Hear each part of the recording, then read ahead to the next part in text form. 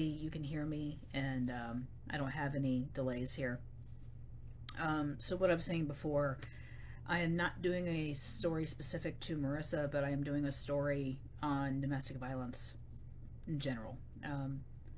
When we were investigating, or as we have been investigating Marissa's case, we've come to find out that she was a victim of domestic violence and that she herself was causing domestic violence on people around her. And I just wanted to talk about that, especially with the release of the Sean P. Diddy Combs video from that hotel where he was brutalizing um, Cassie.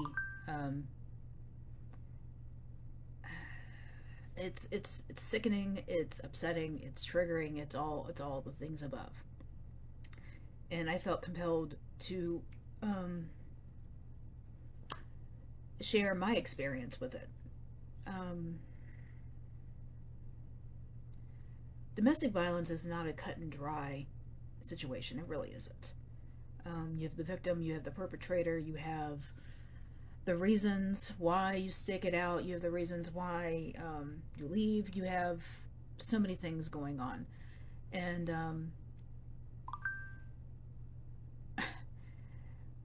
the brutality that Puffy Combs showed that woman is unbelievable. And unfortunately, I know exactly how she was feeling in that. Um, Being pulled by her hair, being dragged out of her room, being kicked in the ribs, being thrown to the floor. I went through all that. And she stayed with him a very, very long time. And a lot of people are probably asking her why. Only she can speak to why she stuck it out with him for that long. And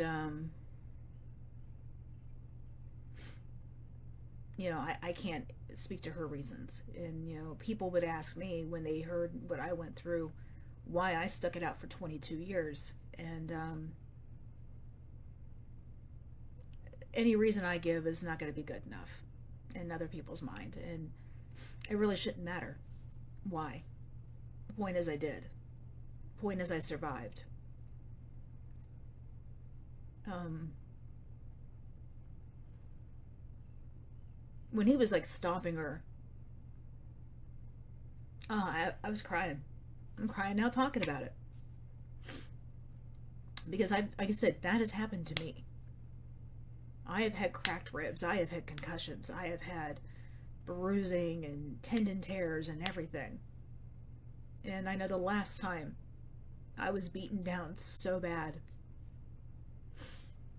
I was laying there on the floor and I looked up at him. I said, "Just kill me.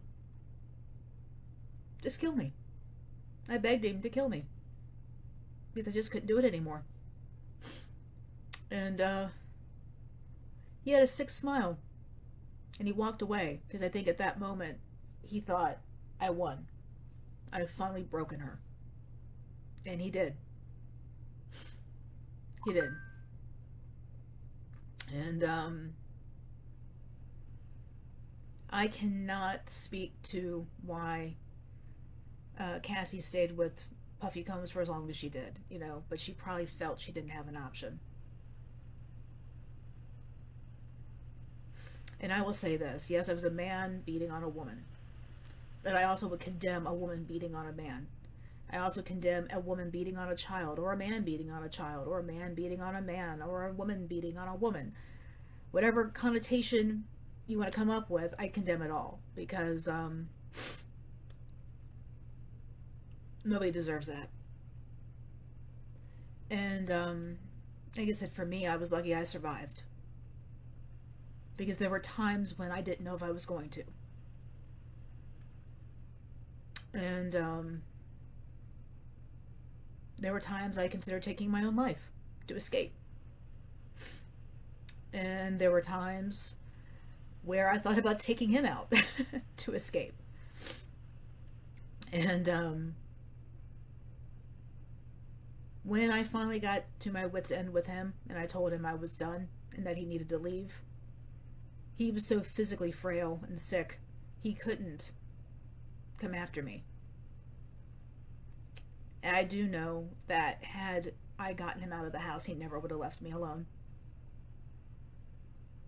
He would have haunted me, hunted me down, bothered me, and no piece of paper would have kept him away. That wouldn't have happened. And it actually prevented my oldest daughter from going away to school because she was terrified that if she left this house, and left me alone with him, he would have killed me. She said that. Okay, I'm not sure how long this will last. Seems like we're having some signal issues in the house. Can't figure out why. Um,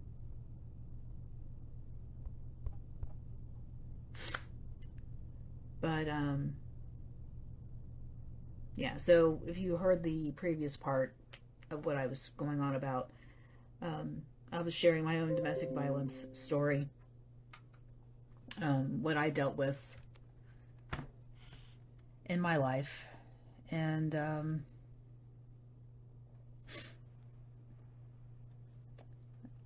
it was too many things going on there. The only way I truly got away from him was when he died, which was been almost 2 years ago.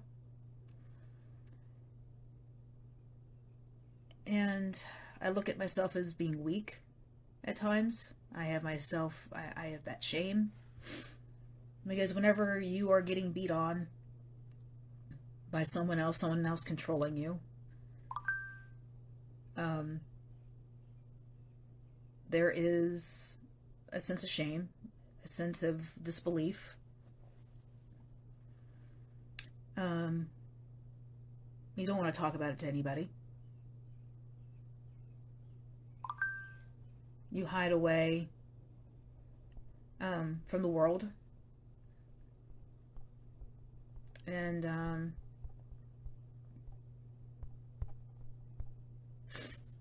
yeah, you hide away from the world. And you pretend in public that everything's okay. Because the truth is more humiliating than the actual... Admitting the truth is more humiliating than actually dealing with it. And so I feel for Marissa, because, from what we know about Smoke, he was not a kind man. And we do know that they both fought each other.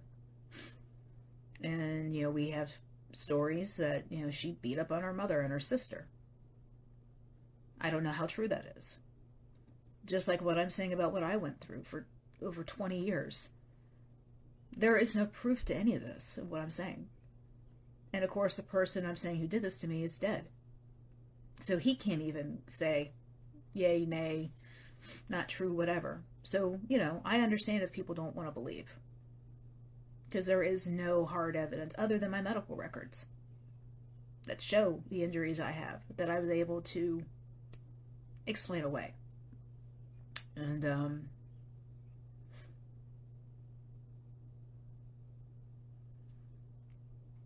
Puffy Combs has got a certain place in hell for him.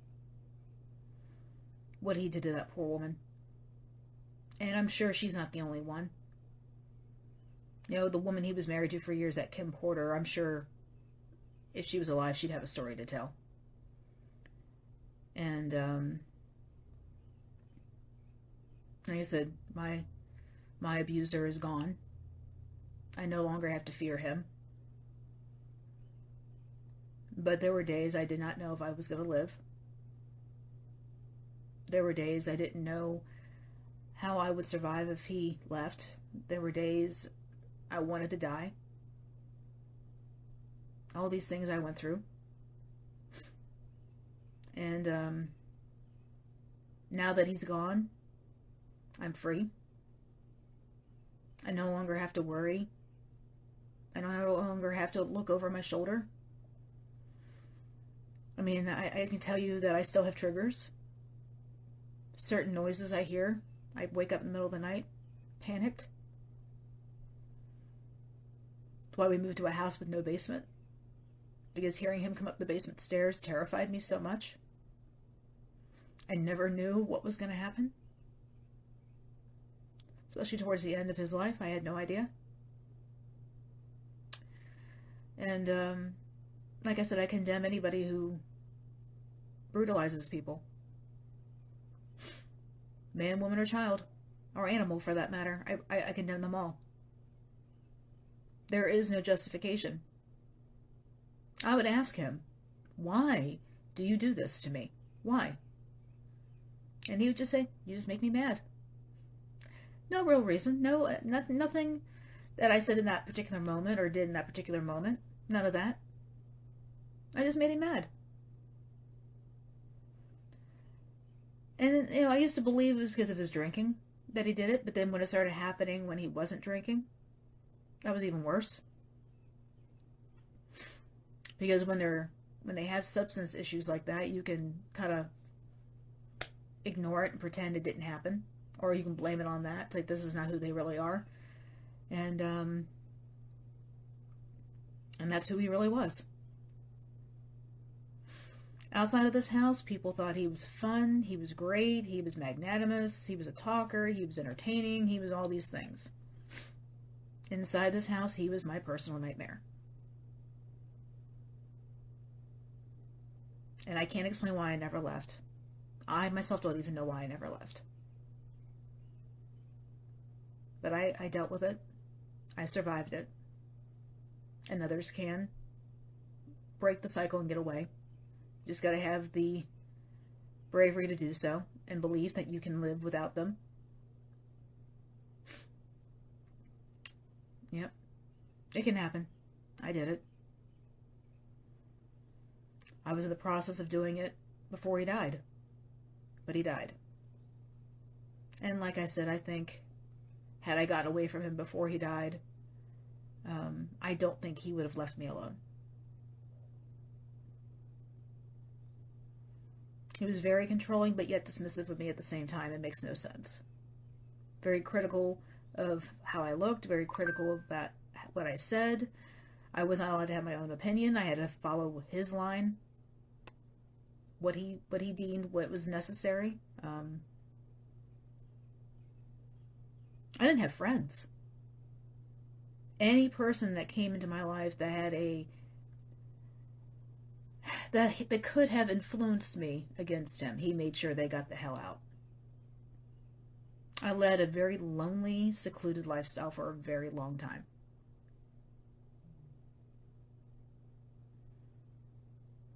And Christina, I'm not talking about Marissa. I'm talking about victims of domestic violence in general. So, like I said, this video is not about Marissa specifically. It's not. It's about Puffy Combs. It's about me. It's about whoever else is involved in this. Involved in being hurt or causing someone hurt. Because it's just not okay. It's just not okay. And like I said, I saw that video yesterday. And it triggered me. Like, massively triggered me. Especially the part where he was kicking her. He said, I had that happen. I know how that feels. My own ribs were hurting watching him do that, because I know how that feels.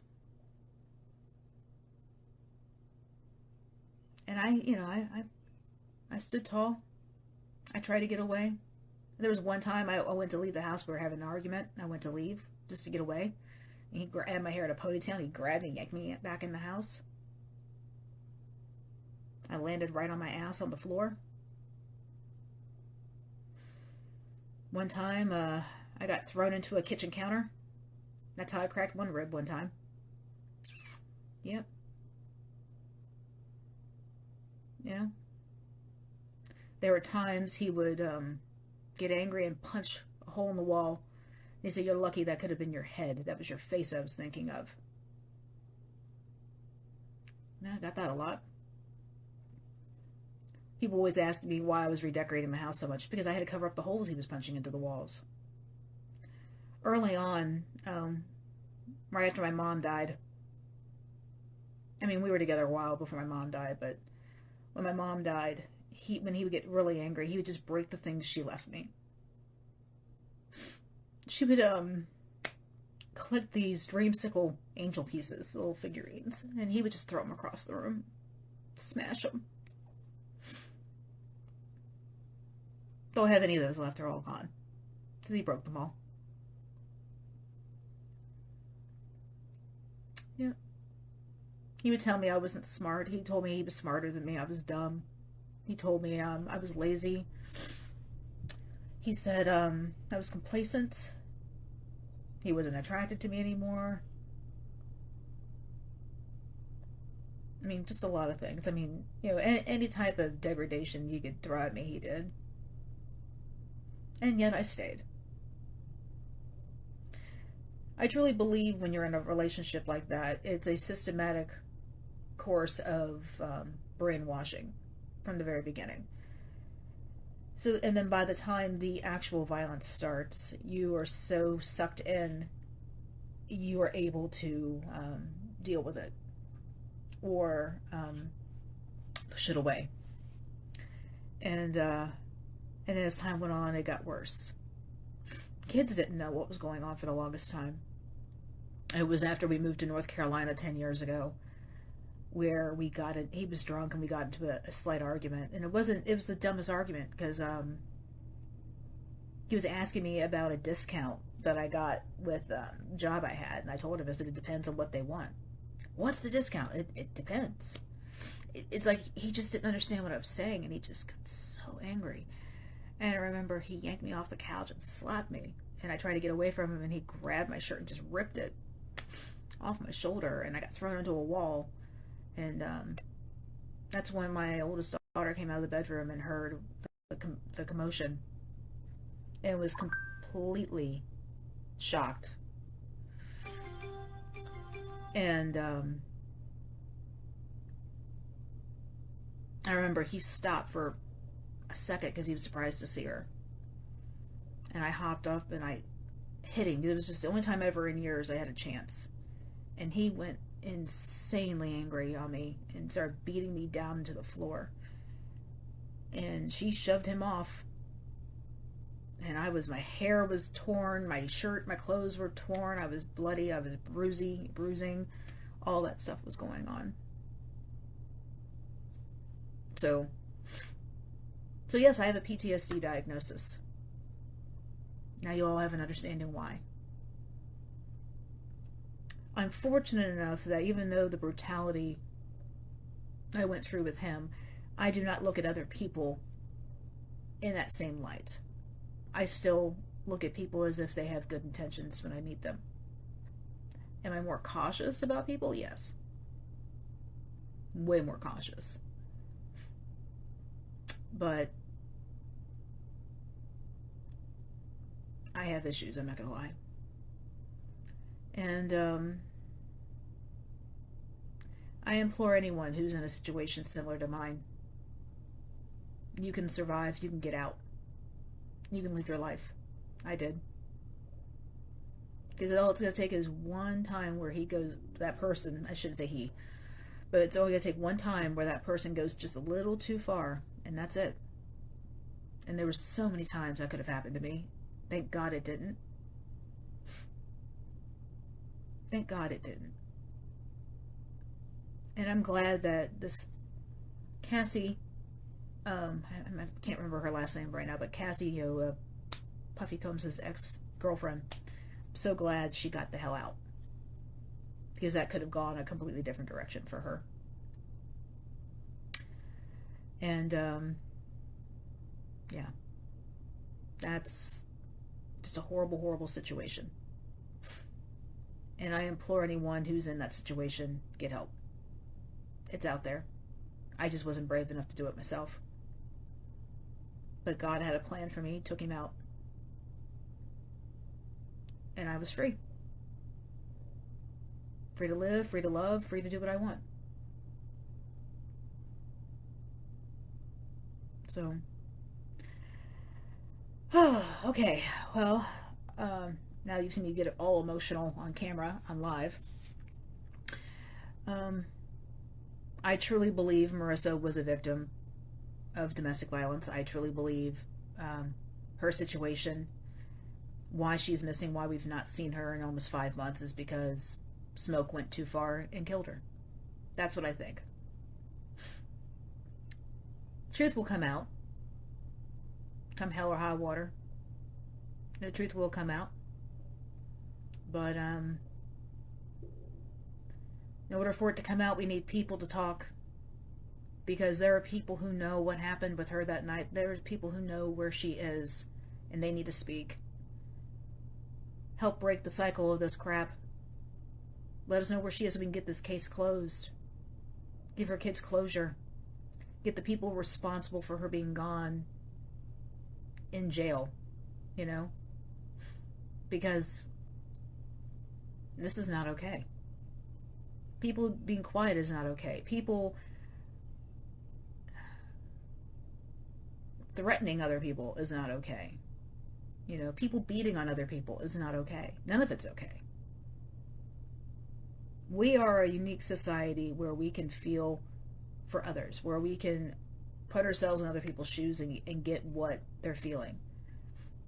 We need to utilize that more, because I think once we know how people are feeling, the violence will stop. Maybe the